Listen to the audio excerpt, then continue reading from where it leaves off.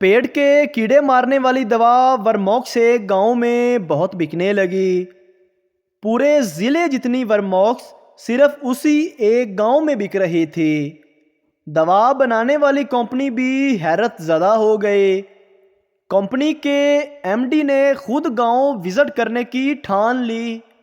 मुसीबतें झेलकर, धक्के खाकर गर्मी में सहराई गांव गया तो पता चला कि कोई डॉक्टर तो नहीं है, वाहद अताई तबीब है जो किसी डॉक्टर के पास रहने के बाद यहाँ प्रैक्टिस करने लगा था। कंपनी के बंदे ने अपना तारुफ करवाया और आने की वजह बताई तो अताई ने उसको वहीं खामोश बैठने का कहा और मरीज़ देखना शुरू कर दिए। पहला मरीज़ आया, बोला कि कल बासी रोटी खा ली थी तो अब मेरे पेट में दर्द है। अताई ने नुस्खे में वर्मॉक्स लिखी और भेज दिया। दूसरा आदमी चोट के साथ आया, बोला कि खजूर के ऊपर चढ़ा था, गिर गया। अताई ने उसको भी वर्मॉक्स लिख दी। तीसरा आदमी नाक पे चोट के साथ आया, बोला कि भैंस का दूध निकाल रहा था तो भैंस ने टांग मार दी। अताई ने उसको भी वर्मॉक्स तजवीज़ करके भेज दिया। कंपनी का एमडी बोल उठा कि इन सब को वर्मॉक्स की क्यों ज़रूरत पड़ी। अताई बोला, पहले बंदे को कीड़ा था तो बासी रोटी खा ली, दूसरे को कीड़ा था तो खजूर पे चढ़ दौड़ा, तीसरे को भी कीड़ा ही था कि भैंस की टांग के पास बैठ गया। गरज यहाँ हर किसी को खुद ही कीड़ा होता है जो मरज पैदा करता है। कंपनी का एमडी खामोशी से उठकर जाने लगा तो अताई ने एक पर्चे पे वर्मॉक्स लिखकर उसके हाथ में थमा दिया।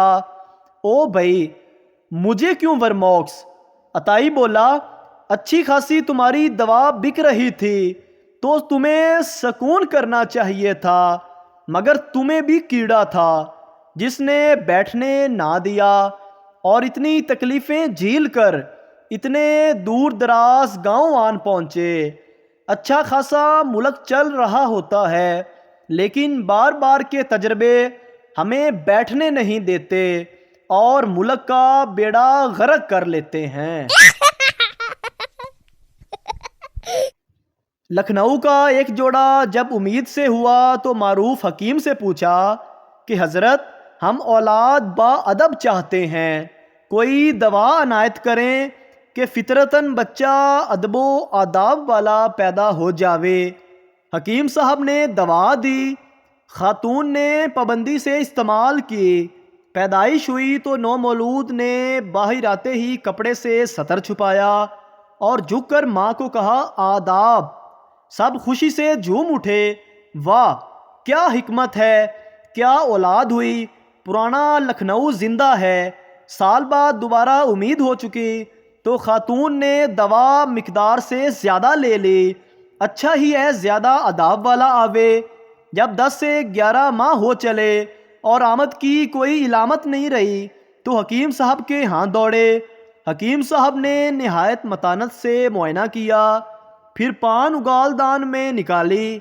कुछ देर सोचते रहे और पूछा कि दवा की मिकदार क्या थी। बताया कि दुगनी मिकदार इस्तेमाल की है तो सर पीट कर कहा, जनाब इस बार जुड़वा है और झगड़ा है कि पहले आप, नहीं पहले आप, इसलिए कोई भी बाहर नहीं आ रहा। किसी शख्स के घर एक बार बुजुर्ग तशरीफ़ लाए और घर का एक फ़र्द बाबा जी की शान में गुस्ताखी कर बैठा। थोड़ी देर बाद सारे घर वाले अंधे हो गए और बाबा जी से माफ़िया मांगने लगे। बाबा जी को बहुत गुस्सा आया। बाबा जी उठे और सबको जूता मारना शुरू कर दिया और कहा, ओए बेगैरतो, बत्ती चली गई है। एक पागल दूसरे पागल से, तुम किस दिन पैदा हुए? दूसरा पागल बोला, इतवार को। पहला पागल बोला, तुम मुझे पागल बना रहे हो, इतवार वाले दिन छुट्टी होती है। सेठ साहब को ख्वाब में एक लड़की ने जूते मारे। सेठ साहब 2 दिन तक बैंक بینک ہی نہیں گئے کیونکہ وہاں بینک میں لکھا ہوا تھا ہم آپ کے خواب کو حقیقت میں بدلتے ہیں۔ سردار کی ماں کی طبیعت خراب ہوئی تو وہ اسے ہسپتال لے گیا۔ ڈاکٹر نے کہا اس کے 2 ٹیسٹ ہوں گے۔ سردار نے زور زور سے رونا شروع کر دیا۔ اب کیا ہوگا؟ میری ماں تو ان پڑھ ہے، پہلے پتہ ہوتا تو اسے تیاری کروا کے لاتا۔ ایک فصیح سے کسی نے پوچھا آپ کیسی اولاد سے شادی کرنا پسند کریں گے؟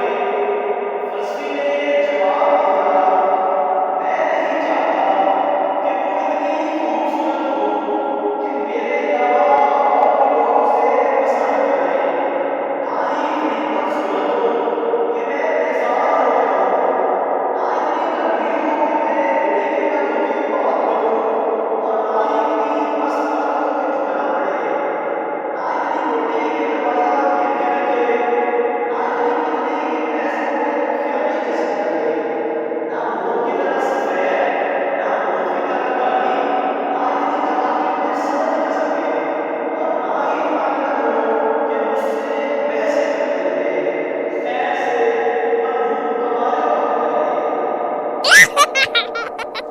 پڑوسن آپ کی بہو کیسی ہے؟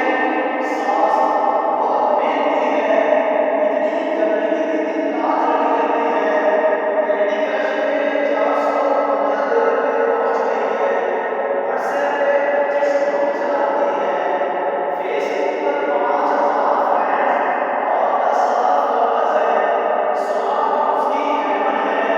سوچ رہی ہوں کہ روز صبح دودھ میں بادام بھگو کے دینے لگوں تو اور ترقی کرے گی۔ پڑوسن بے ہوش ہو گئی۔